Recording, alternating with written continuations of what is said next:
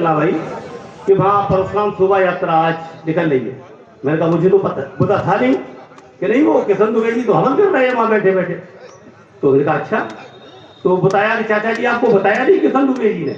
हमने ये बताया कि नहीं बताया, इससे क्या मतलब पड़ता है, धर्म के काम में निमंत्रण नहीं भेजे जाते। मैंने कहा चलिए वहां चलते हैं और किशन दुबे जी वहां निकाल नहीं दिए जाएंगे, यहाँ निकालेंगे थोड़ी जगह, हम लोग पहुंचेंगे। और चूंकि किशन दुबे जी के नाम से हमारे क्षेत्र का बच्चा बच्चा परिचित, इनका इतना आदर और सम्मान है कि अब मैं आपको बता नहीं सकता। चूंकि मैं अब ज्यादा नहीं बोलूंगा, लेकिन एक दो बात जरूर कहूंगा। जैसा कि हमारे आदरणीय बुजुर्ग ने बताया अभी कि यहाँ संख्या इतनी 1.5 लाख के होते हुए भी बहुत कम है। क्योंकि आप सभी जानते हैं ब्राह्मणों को इकट्ठा करना बहुत करना काम है।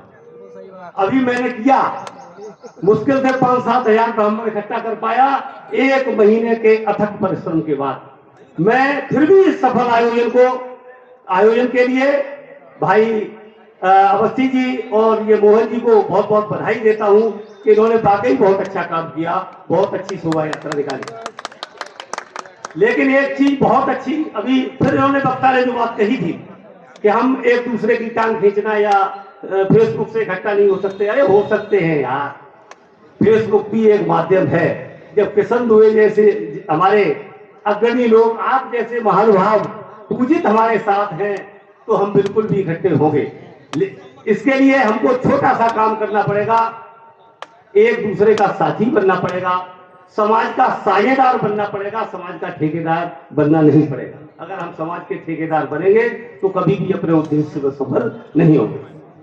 कहा भी है कि सारी धरा साथ दे तो और बात है, तू अगर साथ दे तो और बात है, चलने को एक पैर से भी चल रहे हैं लोग, अगर दूसरा भी साथ दे तो और बात है।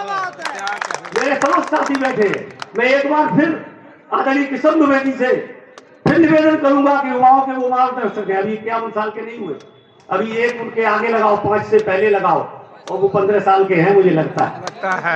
उनकी ऊर्जा, उनकी ताकत हमेशा युवाओं का मार्गदर्शन करती रहेगी। भाई हमारा क्षेत्र इतना गौरवान्वित है, तो भला आपका मैनुपुर क्षेत्र क्यों नहीं होगा? यहाँ तो वो 24 घंटे रहते हैं, हमारे यहाँ तो साल 6 महीने में कभी कभी जाते हैं।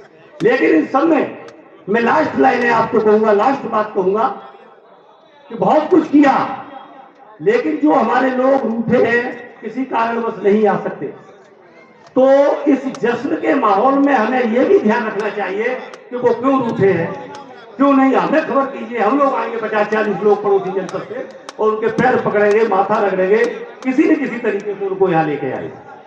मचाओ धूम, करो जश्न, मगर सोचो भी कहां पर गलतियों ने रास्तों को मोड़ दिया। जरूरत थी दीवारों को तोड़ने की, मगर ये क्या हुआ कि दीवारों ने घर को तोड़ दिया।